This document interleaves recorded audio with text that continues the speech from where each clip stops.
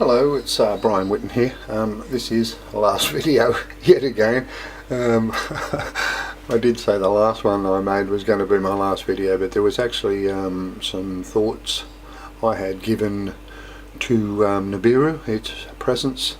I had alluded in one other portion of another video whether Nibiru was in actual fact on the timeline. It's certainly, as I would expect, being depicted on multiple rocks, which is why I thought best, if it's going to be depicted on the rocks, I did give some thought processes to whether or not that situation had been well, you know, whether the situation of Nibiru had been actually written more into the design of the pyramids, and having looked again, I have come to the conclusion that it actually is.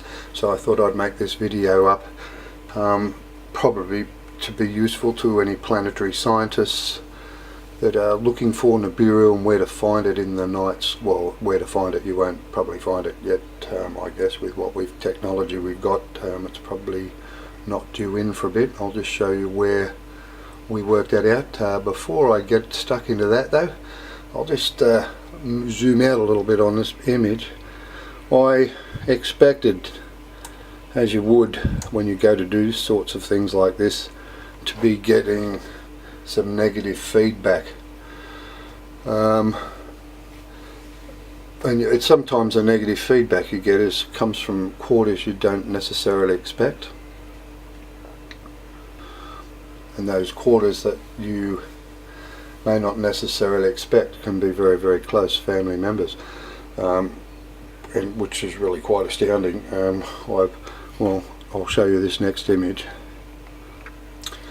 Yeah, this image here I showed to one of my family members, and as I did the last image, and like I said, that's over here where you get to see the number 4 written, and just in this top corner here where I believe it's highlighted the comet that hit the southern ocean as being the one that tilted the planet, okay, and that the 4 written here is in Roman numerals to say how many comets were created by that one comet. But yes, as much as that is, and as much as you've got these figures in here, like this one here, man just sitting there, and this depiction of what I thought was Nibiru here.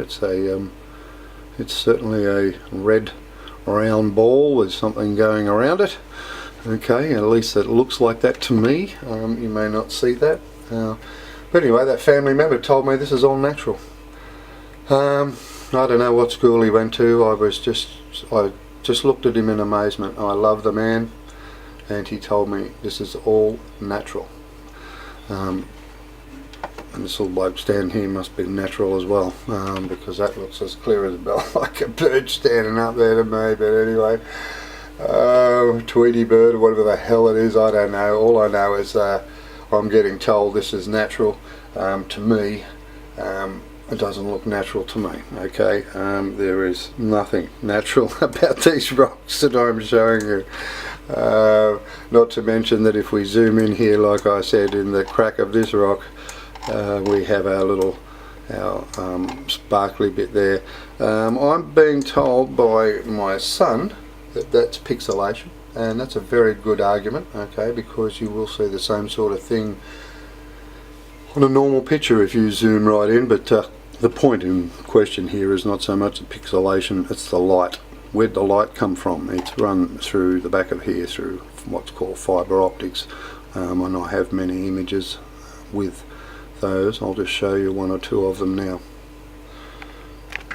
Now I just wanted to show you this picture. This is a sequence. I know this isn't very clear where you're looking at it, but there's this black lead coming in here and in here, okay, and they lead right to this shiny point here. What I'll do is I've captured these and I'll just put them in a sequence now, right, and just install them so you can see what I'm showing you there.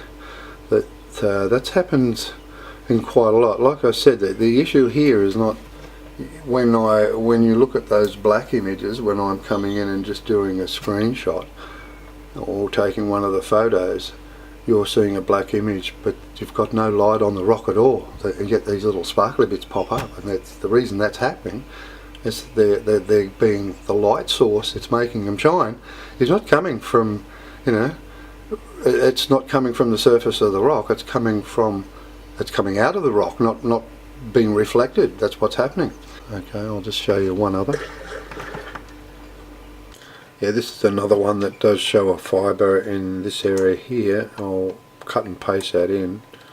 You can see this fibre coming in from this side here. This is how you're getting light into places like this. You can see that it is on a black background here. I'll just do a screen print there and just let you have a look at that. Okay, I'll zoom in a little bit more. And I'll just insert that one for you so you can have a look at that. But that's why, and I'll also go back out. I'll go back over to here to this fibre, and I'll just see if I can't zoom in there and give you a little bit better look at that as well. Okay, I'll insert that now so you'll see the real image. And like I said, this is actual that Tintam rock again. I'll just insert that image here so you can have a look at what was on that one. Okay, and like I said, this is like I said, you can call this natural if you want, but you look at everything that's on this and remember that it's an actual fact told us about 7 comet impacts. I want to show you a couple of things that it depicts on 2 rocks. That's this rock here, which is a Tintam rock, and it depicts this image. Okay, now I'll come back to this image now, just to show you that on the pancake rock, there's probably more depictions on this rock, to be quite honest. There's a lot on this rock. This is the rock that has got the continent of Australia being severed from Asia by 4 comets. That's in earlier videos. If you want to go back, there are many videos on my channel. Go and have a look at them all, and it teaches you how to actually extract these images off rocks. And like I said, if you can question my mentality if you like, I don't mind, but before you do, go buy yourself a microscope, follow my instructions on how to retrieve the images, and then maybe want to question your reality as opposed to question my mentality. But as you can see here, we do have this orange or red planet here that I think is a depiction of Nibiru, and this is where it depicts, in my opinion, some interference in space. And if you went and had a look at my other video, you would have found that there's a comet impact site in Central Australia, and that this image here is depicting, if I zoom back out again, just the Great Australian Bight here in Port Augusta and all that down here, and that is a comet site. We've already been on that in another video, but basically it's just Nibiru I wanted to show you there. And then on this rock, which is the Sandshoe rock, the following image is taken off that one. Okay, so I'll show you the next image. Okay, now this other image was the one we've discussed also earlier on, where I had said that this red planet's in here. It's not as good a focus there. I'll get rid of that one and open this one up, because this part's better focused in this area. So where you see these red tails going around here like this, this to me on this rock also depicts Nibiru, in my opinion. That's what these red planet is. And if I go back and have a look at this other rock, like I said, this is how critical the light is. Okay, that's only just such a slight angle change, and your focus has got to be real good, because this is the one that gets this guy's head, albeit that's not particularly clear there, to be honest. I don't know why that's the way it is. It used to look a bit clearer than that. I'll go back and have a look at this. And this is the other image. If I get to that guy's head there, see what I mean? Your focus is absolutely critical. I'll just zoom back out again so we're not zoomed into that much. I might just zoom back out. just a tad, and just show you what I mean by that one there. I'll just insert that. I've done that before, but the reason I wanted to show you that one, it was actually that same rock that gave me you know, these Nibiru, this red planet with a red wing on it here, if that's what in actual fact it is, you know. And there's one, that same image, when you're just a little bit tad further over is when you can actually get that image there, which is the black planet. I'll just do an insert on that as well. Okay, so you can see that a bit clearer as to what you're actually seeing there. But yeah, basically it just shows you a red planet here and what looks like a black planet there. And remember that this is actual, this whole thing with these, where you see this sweeping around here, is an actual fact all on the same rock. So it's like it's showing you a path here of Nibiru. But basically I just wanted to show you that, and the reason for that is that we needed to discuss, as I did on this diagram. Okay, we've just come back to the pyramid layout, and we did discuss in an earlier video the likelihood of on the timeline of 11,000 years of precession, which is indicated by these 11 boxes along here, which are also mirrored in the Serapeum, being at one end. There is these two structures here at the edge of this pyramid, here and here, which I said I believe that is depicting when Nibiru is going to come back into our solar system, and that it's visible at that point. Okay, and then I suggested that may be in actual fact what it's there for, that there are two things on the timeline, and if this is as it is, and it will be correct, this is the timeline, this is your 11,000 years for us to be coming back to what is an axis without any change. It will be running at 0 degrees and be on the perfect solar ecliptic to the sun, and stand up as it was 12,000 years ago prior to this event actually happening. And we've also discussed, albeit those green lines are not relevant, but in another video we've discussed that these eastern and western mastaba fields are in actual fact tracking the very sunlight, using the pyramid to do it. So that puts that pyramid at about 12,000 years old, give or take a couple of years, and that will also be correct, 100% correct. What I wanted to do is also show you that I did have a closer look, and we'll bring up another picture now with another line on it to show you that I believe this structure here and this is in actual fact pointing to where Nubiru comes from, which is why I decided to make the video, because I would suggest if there's any planetary scientists out there looking at my videos, which I in actual fact sent them through to universities. Obviously you're not going to hear the truth about this. We're led by a lying bunch of individuals. Quite frankly, that's why you won't see any comment under any of these videos. You've got over 100 people on these pyramids ones now, and they're being looked at by very, very qualified people, I can assure you that. Okay, but I can't see any comments under the comment fields, ladies and gentlemen. Is that because I don't have a PhD, or because you do have one? One would wonder. Human ego is honestly, I'll be honest, human nature, I've learned a lot about human nature in the last 20 years, including my own. It's amazing. But anyway, we'll move on. Now, I just wanted to go back to the display of the Serapeum here, just because there was something I was looking at on that diagram that didn't quite make sense. One thing I wanted you to look at here is we're seeing the, up and down here of the boxes in the Serapeum from one side of this aisle to the other. What it's depicting is roughly 1,000 years of stationary rotation of 24 degrees axis. That's what it's about. And it's saying about you've had in that instance 12,000 years out there at 24 degrees tilt on the axis. What I wanted you to know is you're seeing 1,000 years up and down here.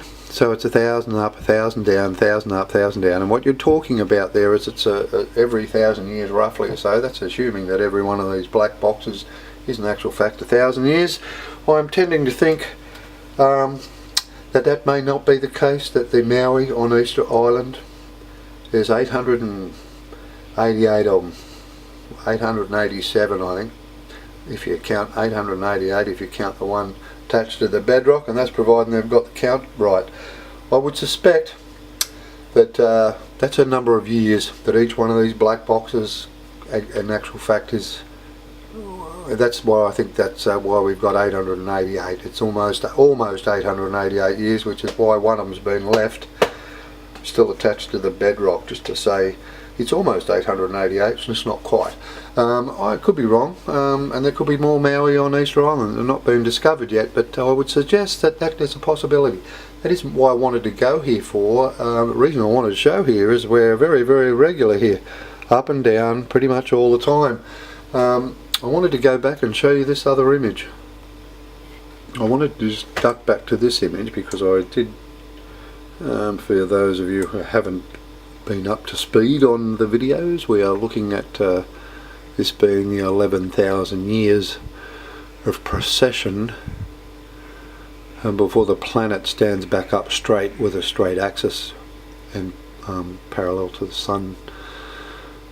What I noticed here, as we've just seen in the Serapeum, we're seeing 1,000 years up and down and up and down and up and down, and as the causeway here, I've told you that this is in actual fact representative of the plane, which is why you're seeing boxes down here and boxes up here, and it's the same on this side, that you're seeing how long the planet sits above the equatorial plane to the sun. So in other words, or solar ecliptic, or whatever you want to call it. I don't know what it is, but what the real true name of it is. But in actual fact, the planet, since the catastrophe, has been bouncing up and down through what would be the ecliptic, and that will also become zero. It won't bounce up and down anymore. So this is what happens. But what I wanted you to notice here, out of a possible 11,000 years, we've only got 3.5 down in this sector, and I don't know why that's the case, and whether that's telling us something is going to happen here when this happens here. Alright, because here we've got 1,000 years or thereabouts, so that's fair enough, and it's divided here, and these are all pretty much would appear to be even. So I'm wondering whether we're seeing something predicted here. Because we've only got 3,500 years in total. It's even less than that out of a possible 11, so just a bit odd. But that isn't really what I wanted to show you. I wanted to show you on this one where it in actual fact has depicted the comets as well as the rising, I would believe, where Nibiru came from. In other words, where in the night sky or the sky it came from, and I'll show you that on the next image. Now I just brought up another image. I'll just back out a little bit so you can see the entirety. You'll know that note that I've put a line through here between A and B, A to B, this red line down here. Okay, and it's using this pyramid here.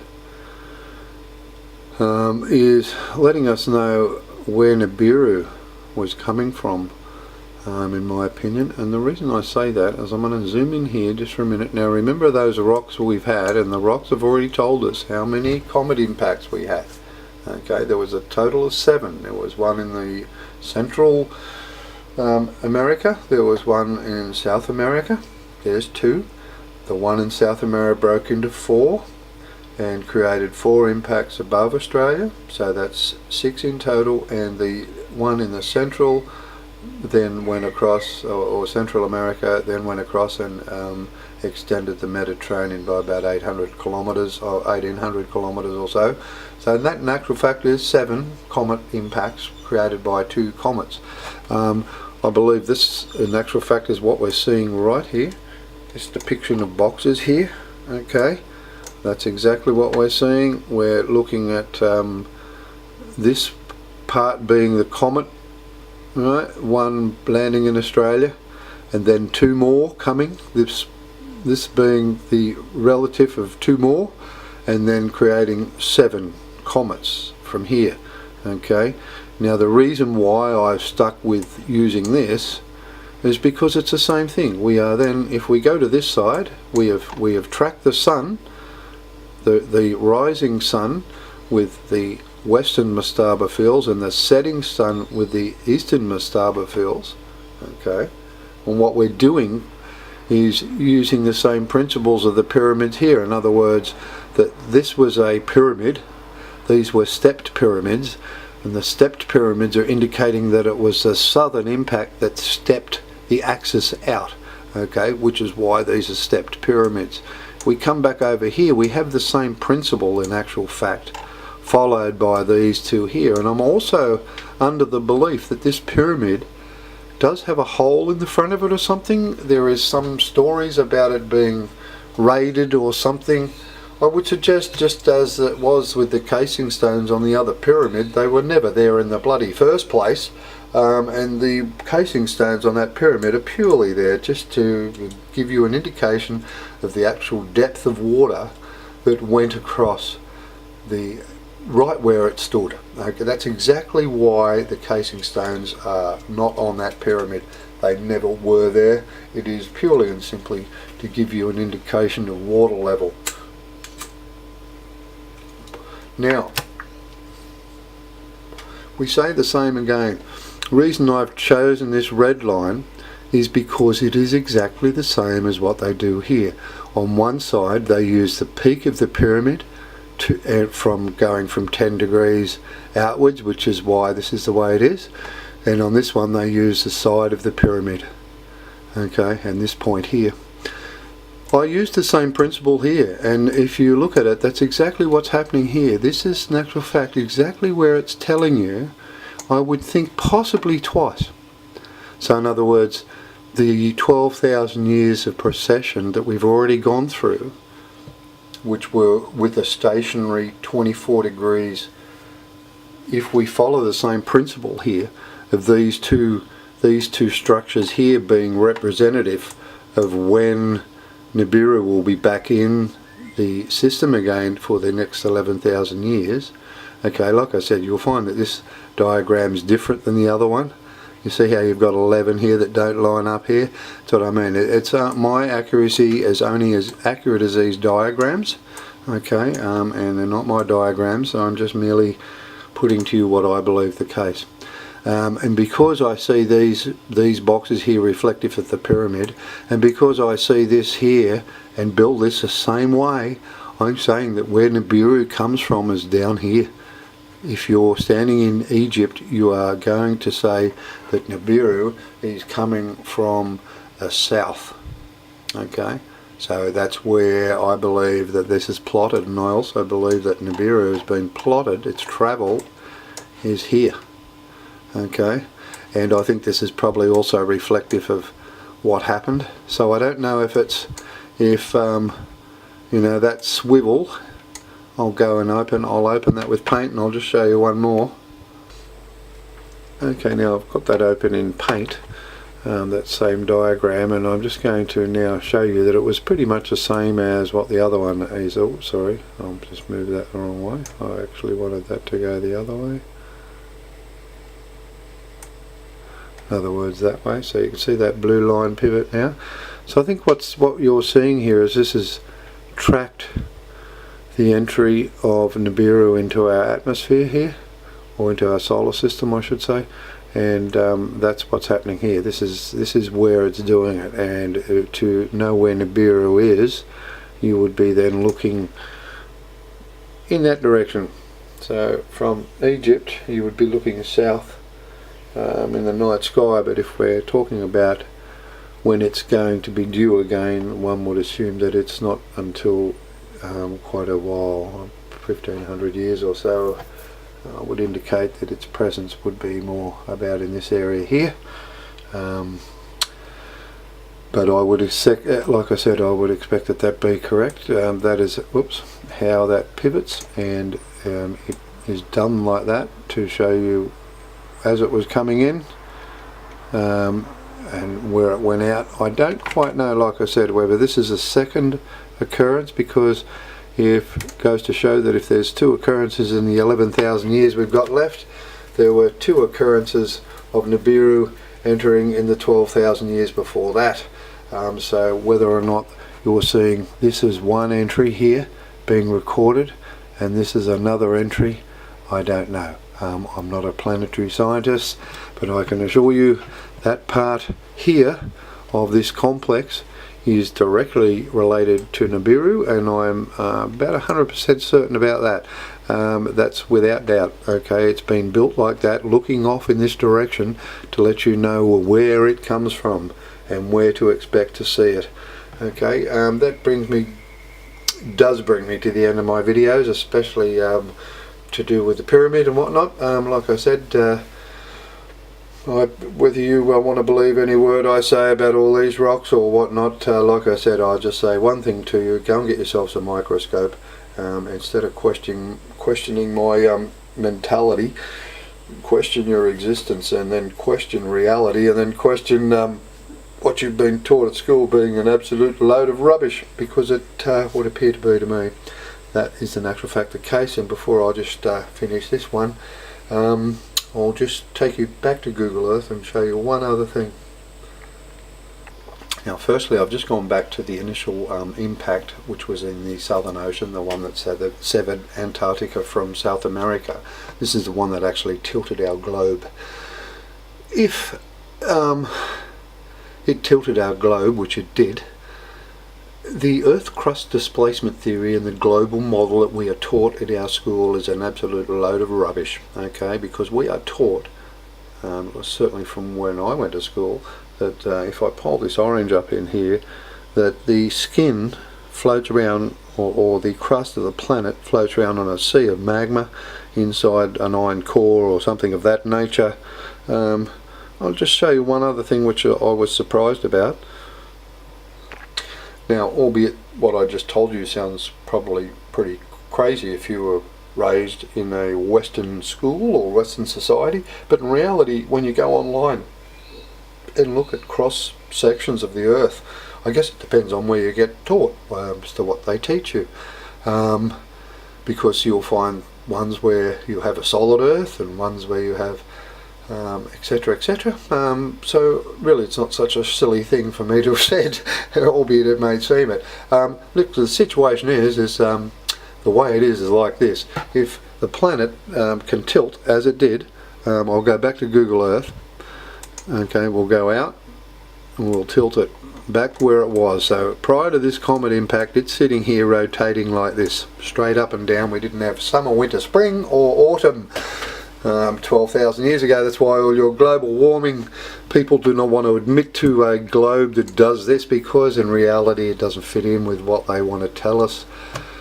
So basically what happened was this impact in the Southern Ocean tilted our globe that way 24 degrees. Initially the first part of the impact tilted us 10 degrees, and with the momentum of the planet, the mass of the planet, it took, one would expect, about 600 years for it to finish getting to the 24 degrees. But when it tips like that, you cannot tip a planet. The mass of the planet has to be attached to the point of contact, which is right here. All right? So the greater mass and the weight of our planet has to be attached to this point for it to have been twisted up and moved out. Okay, that's exactly what has to happen. I'm not a global scientist, nor am I a physics, a PhD in physics. I do not need one. That is very common sense, and you could probably get away with that in second form science, quite frankly. You do not need a PhD to work that one out. It is the mass of the planet that is being moved, so therefore the mass has to be attached to the point that the comet hits. So therefore Earth crust displacement is a load of rubbish. The global model we get taught is also a load of rubbish, because it cannot move the way it did if what you and I are taught at school is correct. Okay, which means what we are taught at school is incorrect. Okay, we have already established that the precession is only once. It's not a continuous cycle as also taught in the books, which is also wrong. Then we'll go on to the upper, this one here. This is even more amazing again, because then if we look at what this tells us, this is the northern impact, right? It hit close to the equator. It does not tilt the planet because it is close to the equator, and therefore a rotating body, its mass is closest to the equator. Therefore it's not going to have, I'm not saying it's not going to have effect on the planet's surface, obviously it is, but it will not have as much an effect on the rotational rotation of the planet itself. I'm not going to say it's not going to knock it, it will make a difference, but being so close to the equator, it did not have the effect as the one that was only 32 degrees above the South Pole. Okay, because 32 degrees above the South Pole is lower than the mass of the planet, and therefore had the ability to be able to twist it. And that's why. The reason I'm bringing this up is, note where the colour is here. This colour is dark blue. Now if I go up to the scale on this side here into the corner of Google Earth, I'm just going to move my camera over a little bit, sorry, so you can see what I'm doing. Up here is the scale right there in the top half, and you'll note this part here is blue. This is the age of continent, this is the age of ocean floor. So this is the age of continent in dark blue. Okay, now I'm going to go back to that comet impact site. What colour do you see? Dark blue. Okay, dark blue up here is 3 to 4 billion years old. Okay, that's our category here. We're in from 3 to 4 billion, 3.5 to 4 billion years old. Right? So this is saying the ocean floor here is 3 to 4 billion years old. That's as old as the planet itself. So you tell me how the hell, if what you're telling us with our continents moving all over the show and our crustal placement going in and seductive plates, how the hell can we get a 4 billion year old bit of planet's surface if in actual fact the whole lot is being constantly rotated and in and out and getting new earth created and new crust created? It would question as to whether or not that in actual fact is the case, if in actual fact a comet can come along, scrape away the top part and leave us with a bit at the bottom that's 4 billion years old.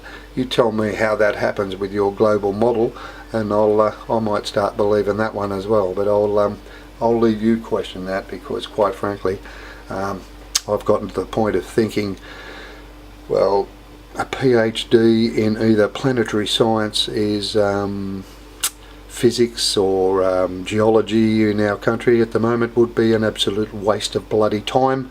There is no point having a PhD in something that is incorrect, and which is what we've got here. I mean, if I actually go and do my electronics course and I just am quite happy to learn what is wrong, well, people like the people listening to me are going to die. And you know why? Because I'm going to be bloody doing my job incorrectly. So tell me, I truly do not understand what the purpose of you all sitting getting PhDs with things you know are incorrect. Like I said in another video, it's mass stupidity, and it just amazes me that I'm sitting in a world where I'm not a planetary scientist. I can see from what I'm seeing here, just using common sense and a few other things that you'll beck and call, everybody can go and get this. It's just amazing. I just cannot believe that I live in a planet full of people that just, because of the loss of revenue, or it's probably why their government are trying to run up as much of a debt as possible on anybody that can afford an education, because once you've got the debt on it, you're not going to open your mouth and tell them the truth either. So I'm glad I've come along here, and whoever it was pointed me this way. Well, we found out a fair bit in the last 6 weeks, I can assure you that. So I urge you to go and watch all of my videos, understand them all, and please share them, because they've been put here by me because of a requirement of people, in my mind, needing to know the truth. Okay, so you can question, like I said earlier, question my mentality all you want, but go and get yourself a microscope. Follow the rules and regulations that I put in my videos of how to extract the images off them. Trust me, you can just go and pick up any river rocks, you'll find them on every one. They're in their billions. And I'll just finish off this video with one more image that I did post on a channel recently. I'll just show you that image.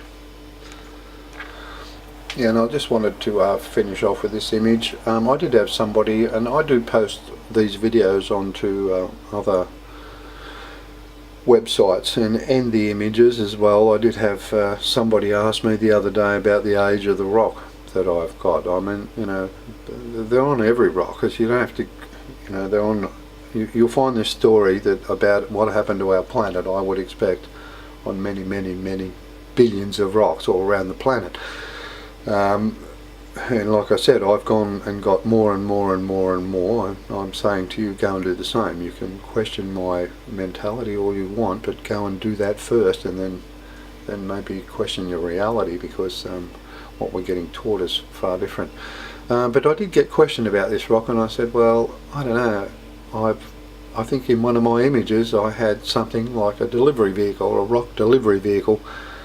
This person hadn't seen any of the videos to that point and thought, well, that sounds a bit bloody stupid, and fair enough too. It's a fair enough statement to say the whole thing sounds pretty bloody stupid, because quite frankly I did actually have to go and get somebody to come and look at all of these rocks, because and they just saw as I saw, and they just left saying, well, thanks Brian, I'm going to be in the twilight zone for the rest of the day. Listen, you go make your own mind up. I don't really care what you think. I've certainly seen enough on enough things to know that what is natural and what is not. This image you're seeing here,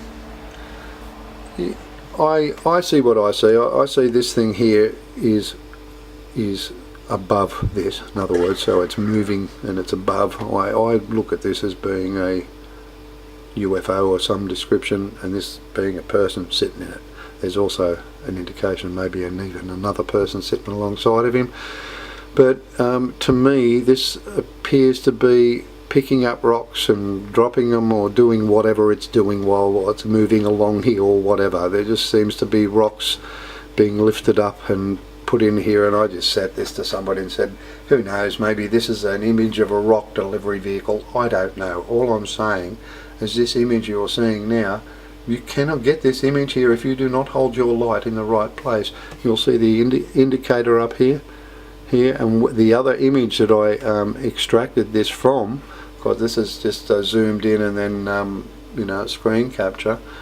It's got a person pointing down here looking at the thing. It's got a person pointing down at this and another face up here looking down at it, so it wants you to look at this. You're supposed to be seeing exactly what it is, and I'm holding my light in the right position to get this to show up, because if I hold it in the other position down here, it's gone. You don't see this and you don't see any of that, and it turns into a tidal wave. Trust me, that's the way they do these things. You will have light pointers pointed one way to get you one image, and the very same location on the rock, when you point it another way, is a totally different image, and yet it's another image independent, yet still telling another story. A story relative to the very thing. So I'll leave you with that image, but like I said, you make of it what you want. Make of any of the images you will get off rocks, and I'm telling you now, that will not be any doubt whatsoever. Once again, you have on this rock this thing here, and this is a very common thing. You have this, okay. I'll do a paste that in there for you. I'll do a freeze frame. Yet again, we have black all the way around it. It is not reflected light.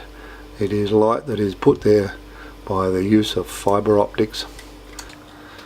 Anyway, that brings us to the end of the video now. So listen, I'll let you go and do your bit. Go and get your microscopes. You can question my mentality all you want, but at least go and get yourself some microscope first, and see what you can come up with yourself. You might actually be quite astounded. and then anybody out there with any qualifications that like, you know, as a PhD in geology or planetary science. I know you're all looking at these videos. I haven't seen one comment yet, not one. I haven't had a phone call, I haven't had a letter, I haven't had a return from an email. I know I'm correct. It's the purpose of the entire complex of the pyramids is to tell us what happened to our planet and what will happen to it. So I suggest you start having a close look at that, especially if we haven't got enough years on the bottom half of our that's what worries me there. We might have a pending impact in the next visit. Anyway, I'll leave you with that. Hope you enjoyed my video and my input. I will hopefully get to approach the new year with my intention doing what I should have been doing for the last 2 months, which is building my shed. I could get that started, so I just hope you appreciate the time I put into this. Anyway, take care. It is very, very important, all this information. I would urge you and have again and again and again to share, and none of you are doing it, which is pretty bloody ordinary. But anyway, I'll see you later. Bye.